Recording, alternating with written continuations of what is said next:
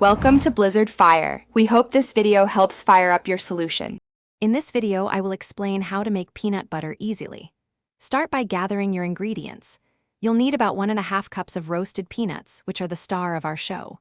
For that perfect creamy texture, have 1 to 2 tablespoons of a neutral oil, like vegetable or canola, ready. A small pinch of salt will really bring out the nutty flavor. If you prefer a sweeter spread, you can also add a touch of honey or maple syrup. Now, let's get blending. Pour all your ingredients into a high-speed blender or a sturdy food processor. Start on a low setting to break down the peanuts, then slowly increase the speed. You'll notice the mixture go from crumbs to a thick paste. Remember to pause every 1 or 2 minutes to scrape down the sides, ensuring everything gets incorporated. Keep blending until it transforms into that wonderfully smooth, creamy peanut butter we all love. The blending time is key to your desired texture. For a super smooth butter, you'll typically blend for about 3 to 5 minutes. If it seems too thick, just add another 1/2 to 1 tablespoon of oil and blend again.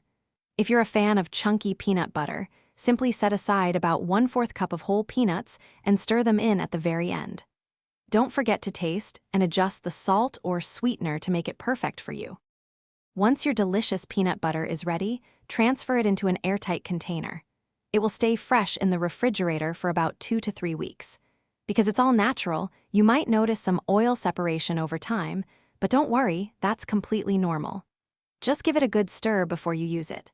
Now, you can enjoy your fresh, homemade peanut butter on anything you like, from toast to apples.